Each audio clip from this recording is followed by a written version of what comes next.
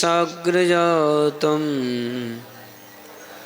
सहगण रघुनाथान्वितं तं सजीवं साद्वैतं सावधूतं परिजनसहितं कृष्ण चैतन्य देवं श्रीराधा कृष्णयर्पादन् सहगण ललितान् श्रीविशाखान्वितांश्च तमादिदेवं करुणानिधानं तमालवर्णं सुहितावतारम् अपार संसार समुद्रसेतुं भजामहे भागवतस्वरूपम् जं प्रव्रजन्तमनुपेतमपेतकृत्यं द्वैपायनो विरहकातरया जुहाव पुत्रेति तन्मयतया तरवो विनेदु स्तं सर्वभूतहृदयं मुनिमानतस्मि नारायणं नमस्कृत्य नरं चैव नरोत्तमं देवीं सरस्वतीं व्यासं ततो जयमुदीरये। जय जय श्री चैतन्य जय नित्यानंद जय अद्वैत चंद्र जय गौरभक्तवृंद। श्री श्री राधा रस सुधानिधि अथ श्रीराधिके सुरतरंगिनी दिव्यकेली कल्लोलमालिनी लसद्वदनारविन्दे श्यामामृताम्बुनिधि संगमतीव्रवेगी न्यवर्तनाभिरुचिरे मम सन्निधेयि। कलि पावन अवतार सर्ववेदाराध्य श्री श्रीमन महाप्रभुर आशीर्वादे आमरा तत्परिकर आचार्य चरण श्री प्रबोधानंद सरस्वती पाद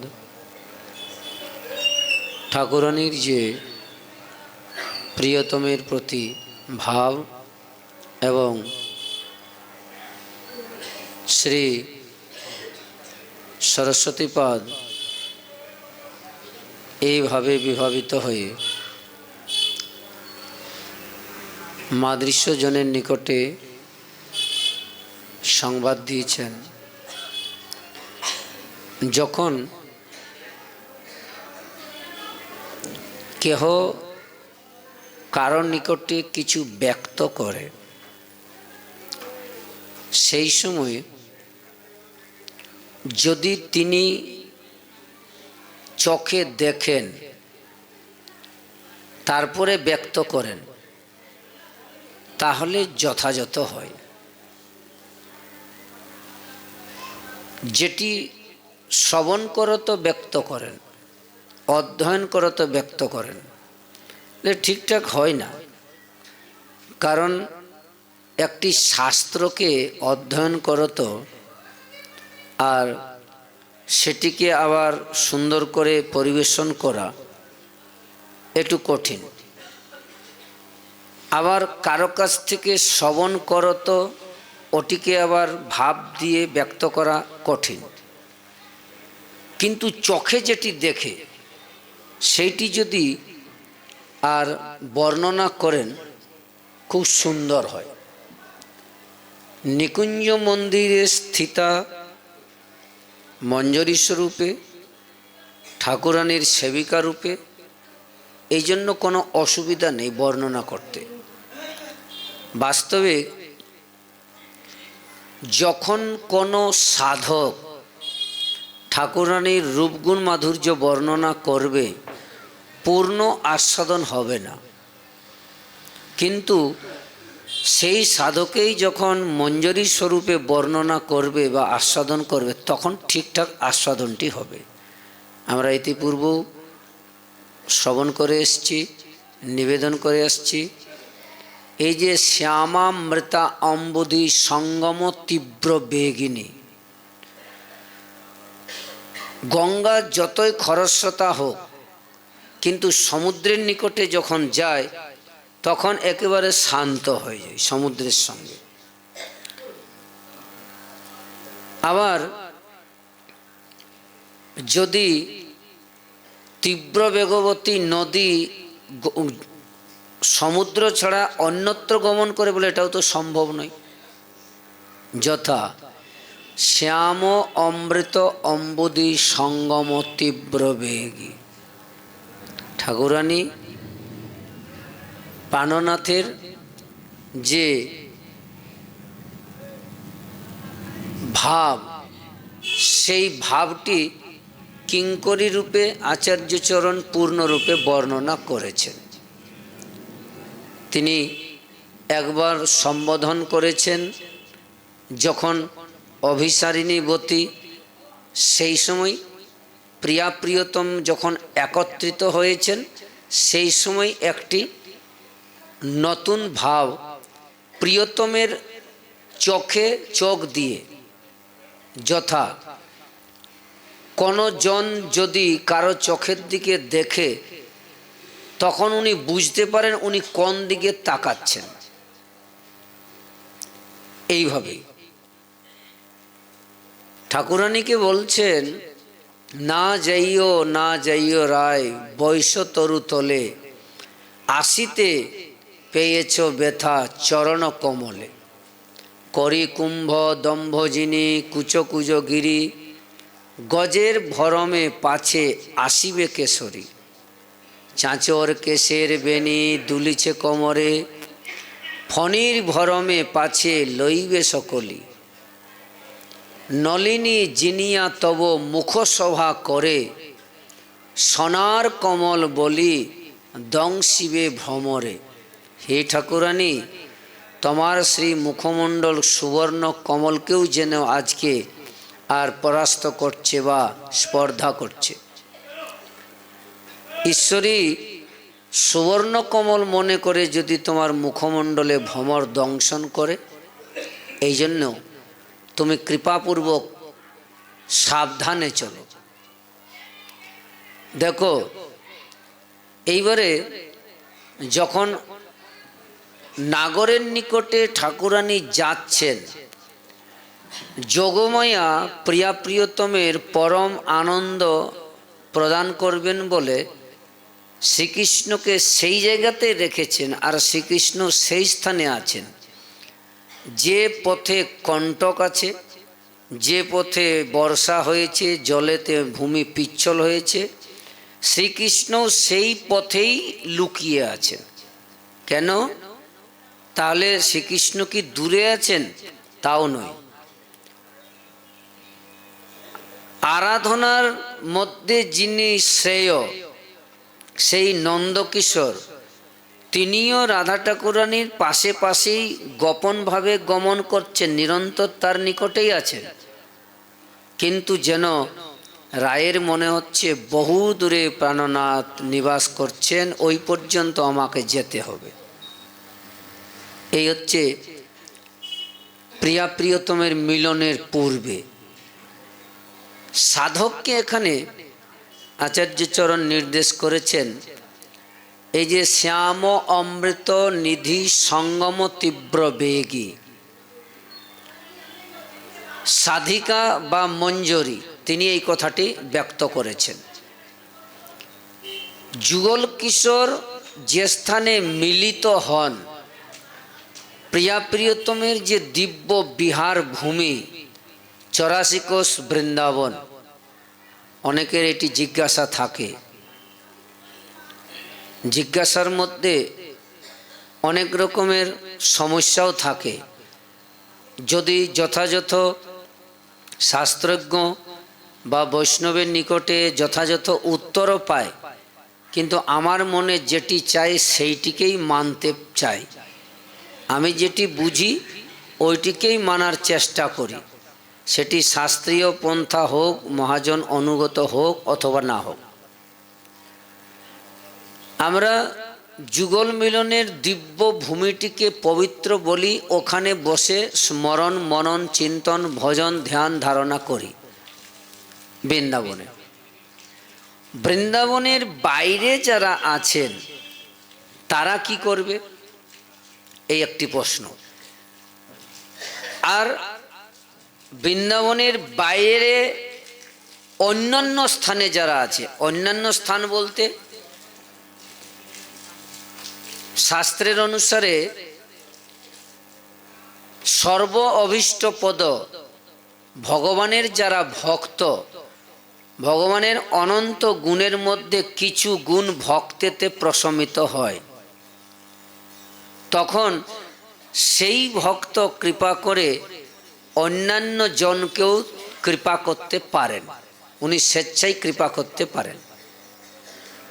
তার মানে যে ভূমিতে ভগবান জন্মাদি বা লীলা করেছেন সেটি তো পবিত্র, সেখানে লীলা স্মর্তব্য। কিন্তু যেখানে ভগবানের ভক্তগণ জন্ম নিয়েছেন, যাকে আমরা শ্রীপাঠ বলি, সেই ভূমিটিও অত্যন্ত পবিত্র। আচার্যগণ, গৌড়ীয় বৈষ্ণব প্রাতঃকালে যাদের আমরা স্মরণ করি, জয়রূপ সনাতন ভট্ট রঘুনাথ, শ্রীজীব গোপাল ভট্ট দাস রঘুনাথ, এদের জন্মভূমি, শ্যামানন্দ রসিকানন্দ, শ্রীনিবাস আচার্য ঠাকুর, তারপরে ঠাকুরমশাই, ইনাদের জন্মস্থল, শ্রীমন মহাপ্রভুর অন্যান্য পরিকরের জন্মভূমি, এগুলিও কিন্তু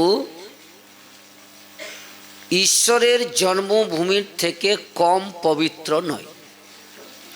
এগুলিও তাদৃশই পবিত্র যতটুকু ভগবানের জন্মস্থল লীলাভূমি। লীলাভূমির অনুসারে পুরুষগণ যে যে স্থলে ভ্রমণ করেছেন, সেই সেই স্থলগুলিও পবিত্র। তাহলে ব্রজভূমিতে যারা বসে আছেন তারা নিরন্তর প্রিয়া প্রিয়তমের লীলা চিন্তন করছেন। ব্রজের বাইরে অন্যান্য আচার্যদের জন্ম বা শ্রীপাঠে যারা আছেন তারাও তাঁদের কৃপায় লীলা চিন্তন করতেছেন। এখন যারা কোনো শ্রীপাঠেই থাকেন না, এরকমও তো ভূমি আছে, কোনো মহাপুরুষের ওই এলাকায় জন্ম হয় নাই, দৈবাৎ কোনো সংস্কারবশত কোনো ঈশ্বর বা কোনো বৈষ্ণবের হয়তো আমার মাতা পিতার সঙ্গে দেখা হয়েছিল, বা আমার দাদু বা পূর্বপুরুষের স্বল্প পুণ্য ছিল, ওই পুণ্য বলে আমার মতো জীবাত্মাকে তাদের গৃহে জন্ম দিয়েছে, উনি সংস্কারটি পেয়েছেন। এই রকম কোনো না কোনোভাবে যদি কোনো মহাপুরুষের জন্মস্থানে নয়, অন্য কোনো স্থানে কারো জন্ম হয়েছে, তিনি কি করবেন? বলে তিনি যখন এই রকম কৃপা পাবেন, আর তিনি যেখানেই বসে প্রিয়া প্রিয়তমের লীলা চিন্তন করবেন, বলে সেটাই হলো যুগলের বিহার ভূমি। এই তার মানে হৃদয়রূপী একটি যে স্থান আছে, এই হৃদয়ে বা চিত্তেতে ভগবত স্মরণ করবে যে জন, সেটি এই বৃন্দাবন ভূমির মতো কল্পনা করতে হবে, আর এটি সত্য। তাহলে ব্রজের বাইরেও যদি লীলা চিন্তন করে, সেটি বৃন্দাবনেই মনে করতে হবে, কারণ আমি বৃন্দাবনের লীলায় চিন্তন করছি, ওখানে হৃদয়ে স্ফুরিত হচ্ছে। আর যারা ব্রজের থেকে ওই লীলা চিন্তন করে, ওটি তো অতি উত্তম। এই ব্রজের মঞ্জরী, যিনি পূর্ব লীলাতে নিত্য ঠাকুরানীর সঙ্গিনী ছিলেন, তিনি এখন প্রবোধানন্দ রূপেতে জন্ম নিয়েছেন গৌরের সঙ্গে। তিনি আবার ওই স্বরূপ চিন্তন করত নিজে লিখতেছেন। এটা কিন্তু প্রবোধানন্দ সরস্বতীপাদ লিখেন নাই, লিখতেছেন তার নিত্য সিদ্ধ স্বরূপে। কীরকম? গঙ্গার মাঝে মাঝে যারা নদীর তটে বসবাস করেন বা গঙ্গার তটবর্তী নিবাস করেন, তারা গঙ্গা বিষয়ে ভালো জ্ঞান রাখেন, তাদের গঙ্গার প্রতি জ্ঞান আছে। শ্রদ্ধাও অটুট না হলেও বা হলেও গঙ্গার কৃপা হলেও বা পুণ্যবান হলেও জন্ম হয়তো গঙ্গার তটে হয়েছে, কিন্তু মোটামুটি নদী বিষয়ে জ্ঞান আছে। গঙ্গায় মাঝে মাঝে ঘূর্ণিপাক থাকে, এক এক জায়গায় জলটা ঘুরে। সেইখানে যদি কোনো ছোট্ট মাছ বা কোনো জীব, ছোট্ট যারা গঙ্গাতে বিচরণ করে, ছোট্ট ছোট্ট নৌকা, তৃণখণ্ড কচুরি পানা, ওইখানে যদি প্রবেশ করলো আর বেরোতে পারে না, ওখানেই ঘুরে অন্তরে চলে যায়। আচার্যচরণ সিদ্ধস্বরূপে দৃষ্টান্ত দিয়ে আর বোঝাচ্ছেন, যখন আমার ঈশ্বরী হে ঠাকুরানী তুমি শ্যামের নিকটে অভিসারিণীবতী এসে দাঁড়ালে, তখন আমি শ্যামসুন্দরের মুখপানে চেয়ে দেখলাম তার দুটি চক্ষু অন্য কোথাও ছিল না। তোমার মুখপান থেকে অতি তাড়াতাড়ি সরে হে ঈশ্বরী তোমার নাভিতে আর চিত্তটি প্রাণনাথের সংযত হয়ে গেল। যেমন গঙ্গার ওখান থেকে কোনোভাবেই বেরোতে পারে না, আমি বারবার চেষ্টা করেছি, কিন্তু প্রাণনাথের চিত্তটি, তার চক্ষু কোনো মতেই তোমার এই নাভিস্থল থেকে আর সরল না। অতএব রাধে পথি মুঞ্চ সম্ভ্রম অভিসারে, ঠিক যেন নিজেই মনে মনে আর সংকল্প করে চিন্তন করে আচার্যচরণকে ঠিক রাধারানী যেন জিজ্ঞাসা করছেন, তাহলে যদি নাগর এইরকম অবস্থাতে প্রাপ্ত হয়েছিল, তুই সঙ্গে সঙ্গে আমার বস্ত্রটি দিয়ে নাভিদেশটি ঢেকে দিলি না কেন? তখন মস্তক নত করে মঞ্জরী সেবিকা বলছেন, ঈশ্বরী প্রাণনাথের মাধুর্যে আমি কোনো বাধা দিতে রাজি নই, আমি এই জন্য কোনো হস্তক্ষেপ করি নাই। তাই চারয় চরণাম্বুজম ধীর সুকুমারে, শ্রীমতী বারবার ঠাকুরানীকে এই কথা নিবেদন করছেন। আচার্যচরণ আমাদেরকে সুন্দর সুন্দর সংবাদ দিয়ে ঠাকুরানীর কথা বর্ণনা করে শ্রবণ করাচ্ছেন। আমরা 21তম সংখ্যক শ্রবণ করলাম, এখন দ্বাবিংশ মানে 22তম শ্লোক আস্বাদন করব।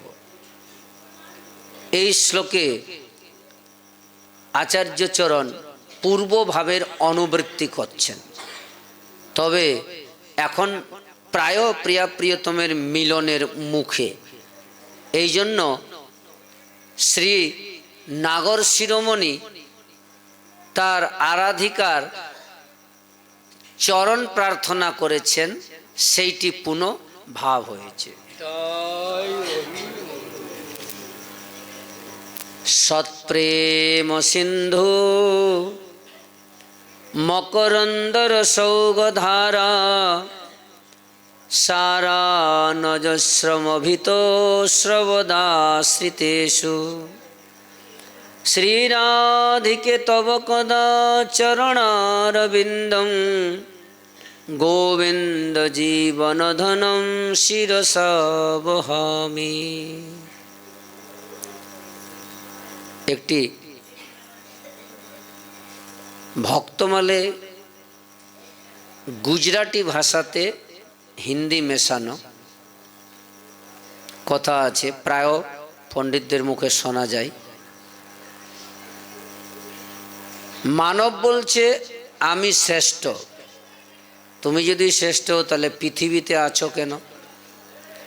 পৃথিবী বলেন আমি শ্রেয়া, তাহলে তুমি শেষ শঙ্কর্ষণের মস্তকে আছো কেন?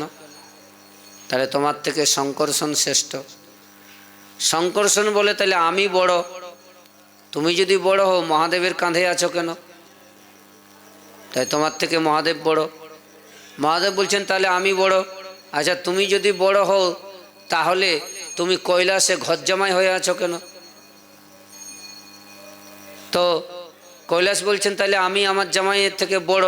বলে তুমি যদি বড় হও তাহলে তোমাকে রাক্ষসরাজ রাবণ তুলে দুই হাতে ঘোরাচ্ছিল কেন?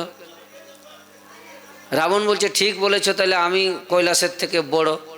তুমি যদি অত বড় হও বাপু রাবণ, তাহলে বালি তোমাকে বগলে চেপে 6 মাস পর্যন্ত বসেছিল এক জায়গায়, তো তুমি বড়?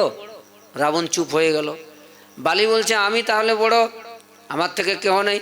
বলে তুমি যদি এতই বড় হও তাহলে রামচন্দ্র এক বাণে তোমার প্রাণ হত্যা করেছে, প্রাণ নিয়েছে, তার মানে বালিও বড় নও। রাম বলছে তাইলে সর্বশেষে আমি বড়, আমার থেকে কেউ নেই। বলে না, আরও আছে। কে? বলে তুমি যদি এতই বড় হও তাহলে ভক্তের হৃদয়ে কেন থাকো?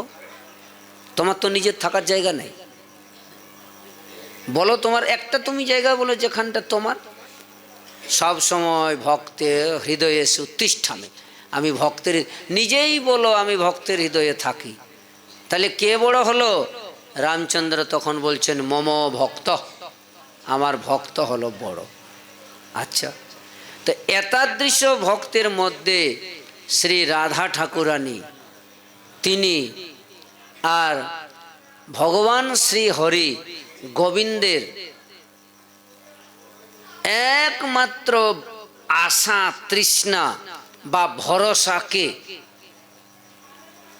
প্রাণনাথ, সর্ব আরাধ্য, সর্বনিয়ন্তা, সর্বমূল, সচ্চিদানন্দ, নিত্য, যিনি সত্যস্বরূপ, অনন্ত ব্রহ্মাণ্ডের যিনি ধ্যেয়, যার মধ্যে সব কিছু থাকে, যার থেকে সব জাত হয়, যাতে সব বিলয় হয়, যার মধ্যে পাহাড় পর্বত নদ নদী সমস্ত অনন্ত ব্রহ্মাণ্ড বিরাজিত আছে, যার ইচ্ছা মাত্রে সৃষ্টি হয়, যার ইচ্ছা মাত্রে নাশ হয়, যাকে যোগী ঋষিগণ কল্প কল্প ধ্যান করেও লাভ করতে পারেন না, যার সৌন্দর্যে মাধুর্যে অনন্ত, যার সৌন্দর্যের কোনো সীমা নাই, যার ঐশ্বর্যের কোনো শেষ নেই, যার বাক্যের কোনো অন্তিম নেই, অনন্ত বাক্য যার, যার অবতারের কোনো সীমা নেই, অনন্ত অবতার,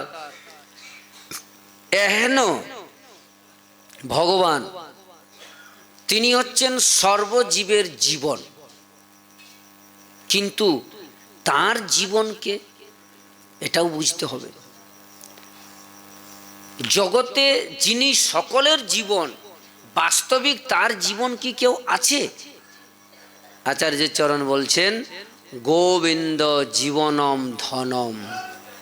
গোবিন্দের জীবন ধন হলেন তার প্রাণবল্লভা শ্রী বৃষভানু কুমারী, যার ইচ্ছাতে এই জগতে তিনি এসেছেন। মূলত ভগবানের অবতারের যত কারণ আছে, সমস্ত কারণের মধ্যে একটি কারণ হলো ঠাকুরানীর জন্য তিনি এসেছেন। এইবারে যত অবতার আছে, সমস্ত অবতারের মধ্যে শ্রেষ্ঠ অবতার যদি কৃষ্ণ হয়, সেই শ্রীকৃষ্ণ অবতারী, সেই অবতারীর জীবন ধন হলেন রাধা ঠাকুর রানী। আচার্য চরণ প্রার্থনা করছেন, হে ঠাকুরানী, তোমার চরণ যার জীবন সর্বস্ব, সেই তোমার চরণ আমি কবে শিরসা বহামি, কবে আমি তোমার চরণ মস্তকে নিয়ে বহন করব। বহামি, বহধাতু প্রাপনে, বহধাতু বহনে গমনাগমনে, আমি সেই চরণ দুটি মস্তকে ধারক। আসলে মনেতে মানে সদা তোমাকে আমি ধারণ করত, কবে গমনাগমন করব।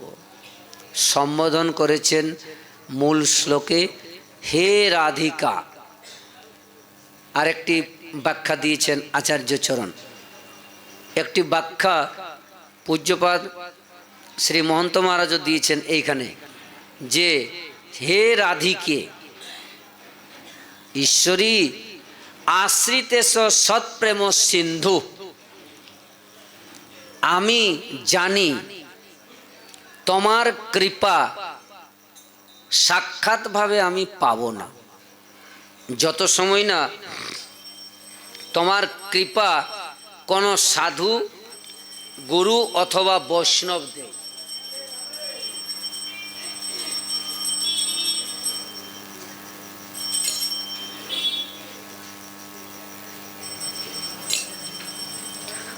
সেই সাধুগুরু বৈষ্ণবের আশীর্বাদে যখন আমি আশ্রিতেষু সৎপ্রেম সিন্ধুষু, তোমার যারা চরণ একমাত্র আশ্রয় করে সেই চরণ আশ্রিত জনের যে প্রেম, সেই প্রেমটি কীরকম? সৎ প্রেম সিন্ধু। আগে সাধককে বললেন সৎ প্রেম সিন্ধু। এহেন আচার্যদের আশীর্বাদে হে ঠাকুরানী, তোমার যে কৃপা মকরন্দ রসৌগ ধারা, ওই অনবরত তোমার কৃষ্ণ প্রেমের ধারাটি ওই সাধক পরম্পরা কমেতে যখন আসবে, এই জন্যই নিয়ম হলো যারা প্রতিদিন শ্রী বিগ্রহের নিকটে ভোগরাগ সমর্পণ করেন, পরম্পরা ছাড়া ভোগরাগ মানে মহাপ্রসাদ হয় না। সোজাসুজি গোবিন্দায় তুভ্যম নমামি, আমি এই ভোগরাগটি গোবিন্দকে সমর্পণ করলাম, ওখান থেকে থালা সরিয়ে নিয়ে জয় রাধে পটল পোস্ত দিয়ে সেবা শুরু করে দিলাম, বলে হবে না, নিয়ম সেবা চলছে, পটল চলে না, জয় রাধে। তো এইভাবে হবে না। যখন সেই প্রসাদী শ্রী গোবিন্দের ঠাকুরানী, হে ঈশ্বরী সৎপ্রেম সিন্ধু, তোমার কাছে পরম্পরা ক্রমেতে গুরুবর্গের নিকটে আসার পরে আমি পাব মকরন্দ রসৌঘ ধারা। ওইখানে যে অমৃতটি থাকবে, প্রাণনাথের অধরামৃত, তোমার অধরামৃত, গুরুজনের অধরামৃতের অবশেষ, মকরন্দ রসৌগ ধারা, এই একটি অর্থ হচ্ছে। আরেকটি অর্থ আছে সারা সজস্বমসিত শ্রবম গোবিন্দ জীবনম ধনম। যেহেতু তুমি গোবিন্দের জীবন ধন, এই জন্যে আমরা তোমার প্রসাদ ছাড়া, সেই প্রসাদটি কীরকম? দেহ সুস্থ পুষ্ট করার জন্য অন্ন ব্যঞ্জন আদি রসপুষ্ট দ্রব্য, ব্যঞ্জনাদি মহাপ্রসাদ। আরেকটি হলো সৎপ্রেম সিন্ধু। সৎপ্রেম সিন্ধুটি কীরকম? যথা আশ্রিতেশ সৎপ্রেম সিন্ধু, যিনি যাকে আশ্রয় দিয়েছেন, যিনি যার চরণে আশ্রয় গ্রহণ করেছেন, তিনি তাকেই সেই বস্তুটি দিবে। কোনটি দিবে? নিজের সব থেকে প্রিয়। পিতা কন্যার বিবাহকালে কন্যাকে উনি বহু কিছু দ্রব্য, বহু মূল্যবান বস্তু প্রদান করেন, কিন্তু পাশের বাড়ির কারো কন্যার যদি বিবাহ হয়, তাহলে কি তিনি সেই রকম আচরণ করবেন নিজের কন্যার বিবাহের মতো? কোনোদিনই করবে না। ব্যবহার জগৎ কিছু দ্রব্য দিয়ে দেবে। ঠিক সেই রকম হে ঠাকুরানী, তোমার সৎপ্রেম সিন্ধুর দ্বারা যারা অভিষিক্ত জন, রসিকজন যাদেরকে বলা হয়, ব্রজ এক প্রাণা, তাদের আশ্রিত যদি আমি কোনোদিন হতে পারি, তাহলে আমার কোনো রকমের বাধা থাকবে না।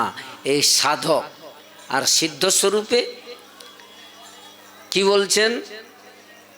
যখন ঠাকুরানী এই নাগর শিরোমণির নিকটে এসে উপনীত হলেন, সেই সময় প্রাণবল্লভকে দর্শন করত, তার মিলনের যে তীব্র লালসা, আকাঙ্ক্ষা, যখন সেটি পূর্ণ হলো, সেই সময় প্রাণনাথের অঙ্গ তীব্র সম্ভোগে ইচ্ছাম আসন্ন।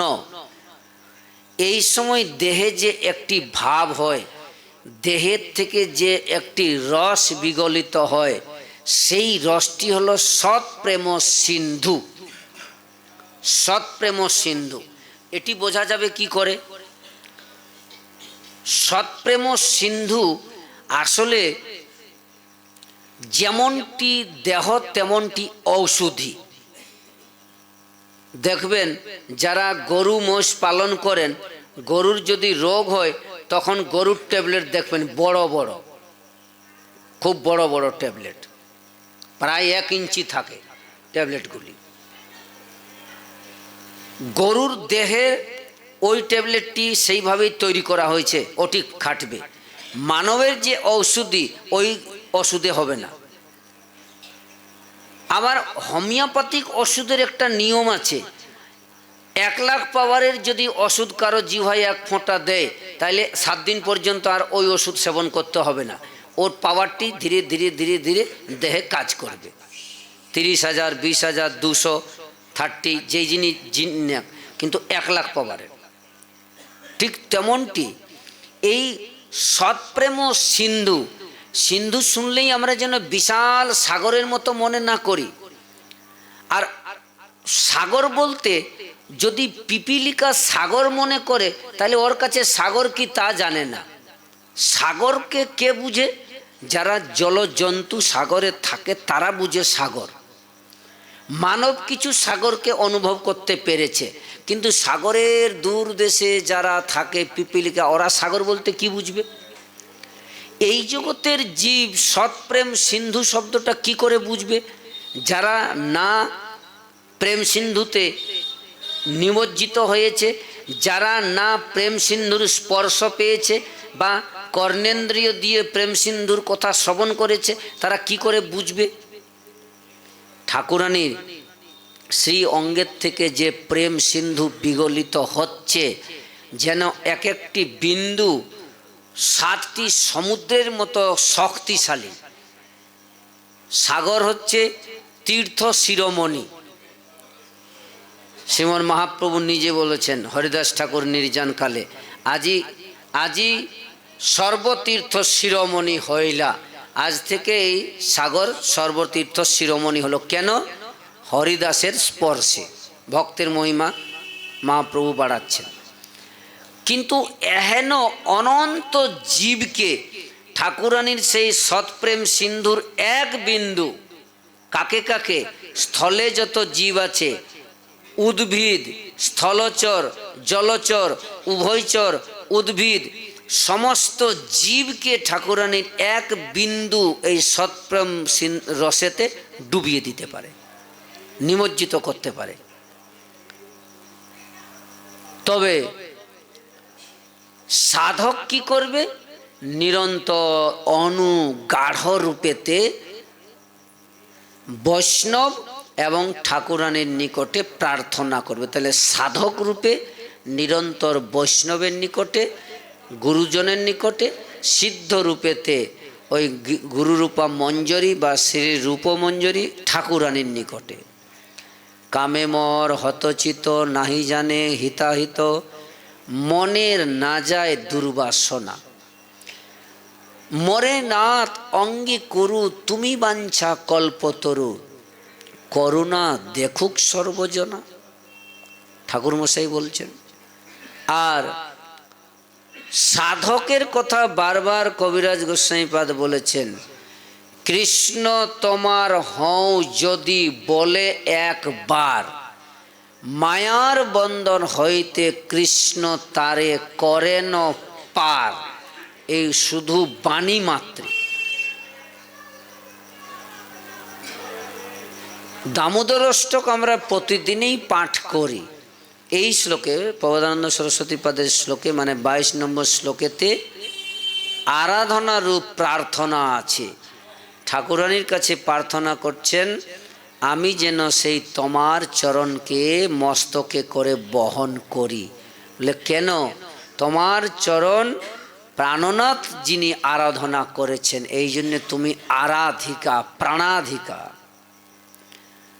বরম দেব মক্ষম ন মক্ষাবধিং বান চান্যং বীণে অহম বরে সাদপীয়, ইদন্তে বপুরনাথ, ইদন্তে বপুরনাথ গোপাল বালম সদা মে মনুষ্যা বিরস্তাম কিম অন্যই। হে দামোদর, তোমাকে ছাড়া আমি আর অন্য কোনো বাসনা করি না। এই জন্য সদা মে মনসা, আমি মনের দ্বারা সদা তোমাকেই চিন্তন করি। তাহলে সাধকের ঈশ্বরের নিকটে প্রার্থনা তিন প্রকারের হয়, ত্রিবিধ প্রার্থনা। একটি প্রার্থনা হলো সংপ্রার্থনাত্মিকা, একটি দৈন্যবধাত্মিকা, আর একটি হলো লালসাময়ী। তিন প্রকারের প্রার্থনা শ্রী বিশ্বনাথ চক্রবর্তীপাদের সিদ্ধান্তের আধারে। ত্রিবিধ প্রার্থনার মধ্যে এই শ্লোকেতে আচার্য চরণ তিনটি প্রার্থনাই করেছেন। যেমনি লালসা আছে, ঠাকুরানীর চরণ মস্তকে বহন করতে যাবেন, তেমনি দৈন্যও আছে। কারণ দৈন্য ছাড়া, দৈন্যই হচ্ছে সাধকের একমাত্র সম্বল। দৈন্য ছাড়া কোনোদিনেই ঈশ্বরের কৃপা পূর্ণরূপে বর্ষিত হয় না। যেমন জল উঁচু জায়গাতে থাকে না, একটু গর্ত থাকা দরকার, তেমনটি জীবনে যদি দৈন্য না থাকে তাহলে তার মধ্যে ভক্তিরূপী এই অমৃত কোনোদিন নিবাস করে না, থাকে না। শ্রী প্রার্থনারূপী ভক্তি সাধকের দ্বিতীয় হল লালসাময়ী, তৃতীয় দৈন্যবোধিকা, আর একটি হলো সংপ্রার্থনা। এই সংপ্রার্থনাত্মিকাটা প্রথম। আমি এখনো ভাব জানি না, মনটি ছুটে বেড়ায়, কিন্তু বাণীতে আমি নাম উচ্চারণ করি, উপাসনা করি এবং প্রার্থনা পদ পদাবলীও গীত গাই বা গান করি। এই হলো সাধকের দৈন্য। গোপীগণ রাসবিহারে গোপী গীতেও প্রার্থনা করেছেন। আর কোটি কোটি প্রাণ অপেক্ষাও ঠাকুরানী যখন কিঙ্করীর এই সমস্ত কথা মানে নিবেদন শ্রবণ করেন, সৎপ্রেম সিন্ধু মকরন্দ রসৌগ ধারা অজস্রম অসিত শ্রবণাশ্রিত, তখন ঠাকুরানী আরও অধিক আনন্দিতা হন। কিঙ্করীর এই শব্দ শুনে, এই বাণী শ্রবণ করত, ঠাকুরানী কি করে আনন্দিতা হন? তার মানে প্রিয়া প্রিয়তমের যাবতীয় লীলার সাক্ষী হলেন কিঙ্করী।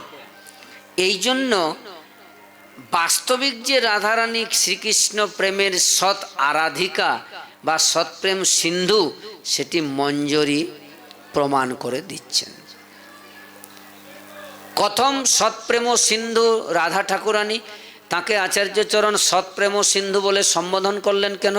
হে রাধিকে তম সৎপ্রেম সিন্ধু। কেন? বলে আত্মেন্দ্রিয় প্রীতিবাঞ্ছা তারে বলি কাম, কৃষ্ণেন্দ্রিয় প্রীতিবাঞ্ছা তারে বলে প্রেম। কৃষ্ণকে দুই রকম আছে, কৃষ্ণকে যারা সুখ দেবেন তাকে বলা হয় প্রেম, আর আত্মসুখ যারা উপভোগ করবেন তারে বলে কাম। ঠাকুরানীর কোনো আত্মসুখ ছিল না, যা কিছু করেছেন গোবিন্দ সুখের জন্য। এই জন্যে আত্মেন্দ্রিয় সুখ বাসনা আংশিক মাত্রও ছিল না ঠাকুরানীর, শূন্য ছিল।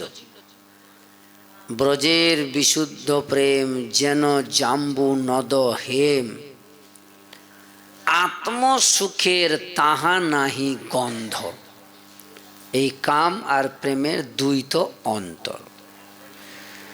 য থল কমল পরশে অতি কমল ঝামর, থই উপচঙ্ক স অব যাহা তাহা কঠিন ধরণী মাহা ডারত এই নিশঙ্ক। মহাজন গান করতেছেন, ঠাকুরানীর দেহটি অত্যন্ত কোমল, শ্রী গোবিন্দের দেহটি অত্যন্ত কোমল। তাহলে দুইজনের মধ্যে কিঙ্করী কোন পক্ষে যাবেন? গোপীগণ গোপীগীতের শেষে প্রিয়তমকে বলছেন, যত্তে সজাত চরণাম্বুরম স্তনেষু ভীতা শনয় প্রিয় দধিমহি কর্কশেষু তেন টবিম অঠসতে তো ব্যথতেন কিংসিত কূর্পাদিবীর ভবতিবীর ভবদায়ু সাং ন। এই প্রার্থনাটি গোপীগণ প্রাণবল্লভের নিকটে করছেন। আবার গোপীদের মধ্যে যিনি শ্রেয়া পরম আরাধিকা ঠাকুরানীর জন্য শ্রীকৃষ্ণ প্রার্থনা করছেন, কদা তব চরণার বিন্দে সারাম অজস্রম অভিত স্তবস আশ্রিতেষু। হে আরাধিকা রাধে, আমি তোমার সেই সৎপ্রেম সিন্ধুতে কবে অবগাহন করব। এটি শ্রীকৃষ্ণ প্রার্থনা করছেন রাধারানীর নিকটে, তোমার মতো আমি কবে প্রেমিক হব। যদ্যপি ঠাকুরানীই বাধ্য করেছেন নাগরকে এই ব্রজে প্রকটলীলা করার জন্য, তিনি নিশ্চেষ্ট নিষ্প্রিয় ছিলেন। প্রসঙ্গে আবার আমরা আসব। তাকে রাধারানী এই প্রেম জগতে প্রবেশ করিয়েছেন, প্রেম শিক্ষা দিয়েছেন, এই জন্য তাকে প্রেমিক বা রসিক বলা হয়। ভগবান রসিকতা কার কাছে শিক্ষা করেছেন? তিনি রসিক হলেন কি করে? বলে রাধা ঠাকুরানীর কাছে তিনি রসিকতা শিক্ষা করেছেন। যখন মঞ্জরি যেমন একটি পুষ্প কি করে, পুষ্পের যে গন্ধ, সেই গন্ধ দুইজনের মিলন করায়, দুইজনের মিলন করে পুষ্পের গন্ধ। কিভাবে? গন্ধটি পুষ্পের থেকে জাত হয়, সৌরভটি, আর কত দূর যায়? যেখানে ভ্রমর আছে সেই পর্যন্ত। আর গন্ধটি কি করে? ভ্রমরটিকে টেনে আনে, এনে পুষ্পতে প্রবেশ করিয়ে দেয়, দুইজনের মিলন ঘটায়। ঠিক তেমনটি মঞ্জরীদের দায়িত্বটি খুব বড়। কিরকম? মাঝে মাঝে ঠাকুরানীর নিকটে প্রাণবল্লভের কথা বর্ণনা করেন, কিন্তু রাধা ঠাকুরানী আজকে কোনো মতেই প্রাণবল্লভের কথা শ্রবণ করত প্রসন্না হচ্ছেন না। কিন্তু মঞ্জরি চিন্তা করল, প্রিয়া প্রিয়তমের তো মিলন দর্শন করতে হবে। তখন তিনি ঈশ্বরের নিকটে আদেশ নিলেন, কোনো সেবার বাহানা করো তো, ওখান থেকে বেরিয়ে গেলেন। রাধারানী হাসতেছেন, এখন যে সেবার আদেশ আমার কাছ থেকে কিঙ্করী নিল, আদৌ এই সেবাটির প্রয়োজন নেই, কিন্তু তথাপি আমি আদেশ দিলাম। ঈশ্বরী আদেশ তো দিলেন, কিন্তু হাসতেছেন। অন্তর্যামিনী তো বুঝতে পেরেছেন নিশ্চয়ই আমাকে না বলে বাহানা করে নাগরের কাছে যাবে।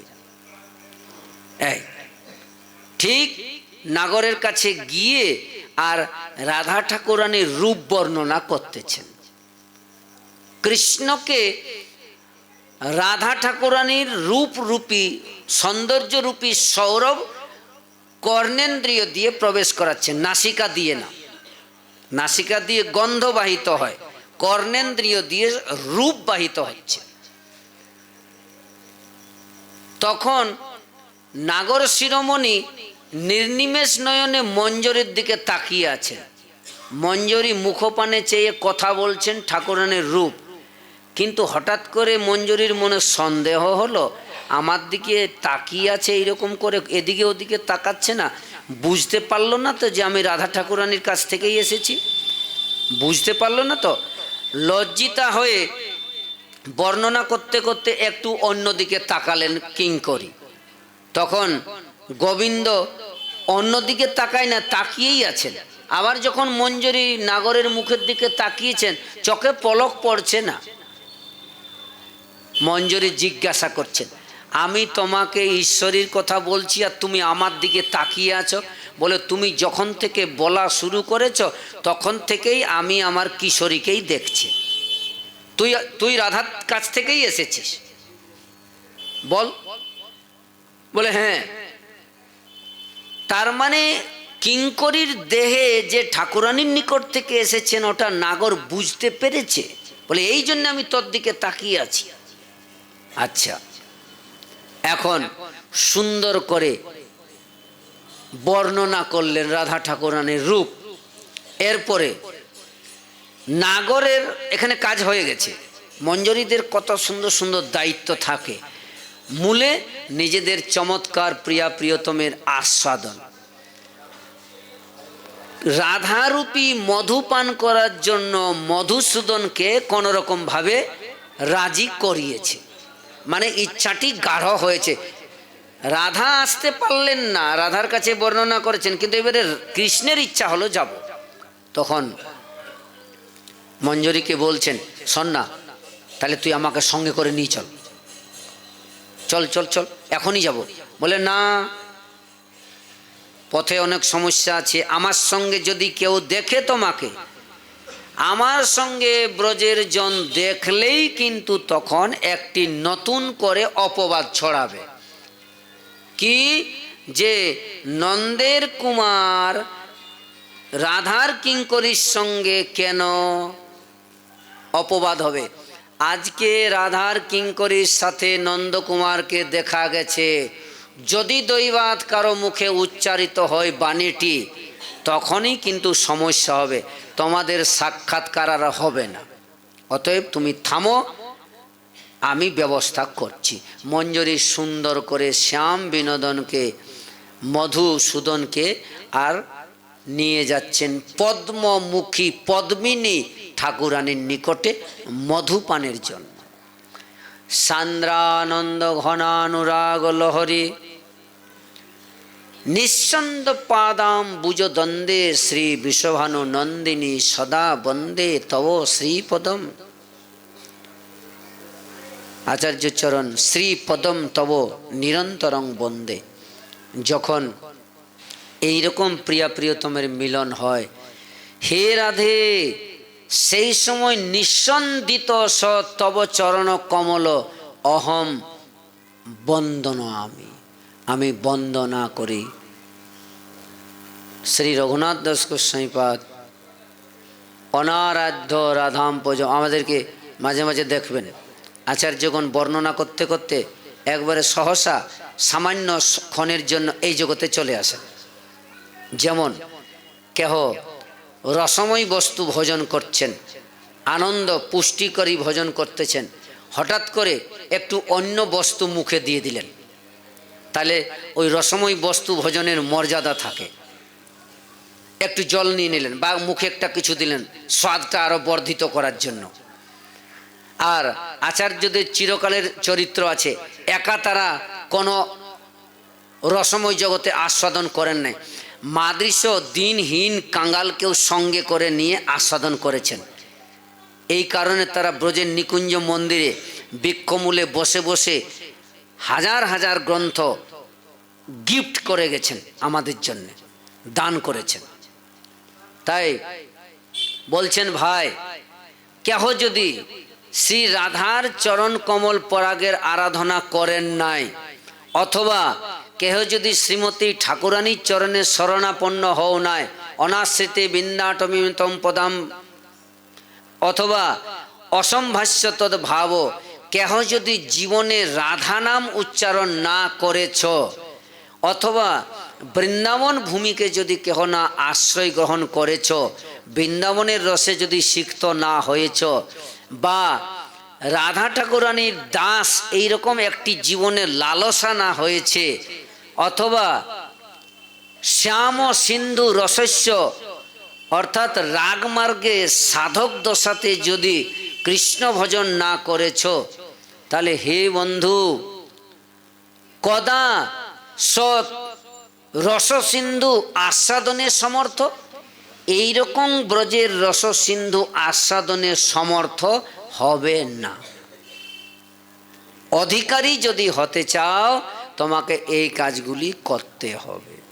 আমি রাধা ঠাকুরানীর দাসী, ব্রজবাসী, ব্রজের রসিকের দ্বারা অভিষিক্ত, আমি সাধক, গোপাল আদি মন্ত্রে দীক্ষিত, সদ্গুরু চরণে আশ্রিত, নিত্য আমি ভজন করি, আমি শুদ্ধ আহার করি, সব যখন চিত্তে গাঢ়ভাবে গ্রহণ করবে, আমি রাধা ঠাকুরানীকে সর্বোপরি মানি, আমি রাধা নাম উচ্চারণ করি, এইগুলি যখন দেখবে তখন অধিকার প্রাপ্ত হবে বা পাত্রটি তৈরি হবে।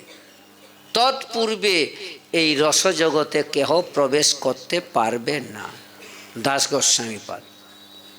আমরা প্রবোধানন্দ সরস্বতী পাদের আশ্রয়ে আগামীকাল আবার শ্রী গুরুদেবের কৃপাতে এই যে রাধাদাস্য বা এই শ্লোকের অবশেষ শ্রী কৃষ্ণ রাধাদাস্য আকাঙ্ক্ষা করেছেন আস্বাদন করব। নিতাই গৌর হরি।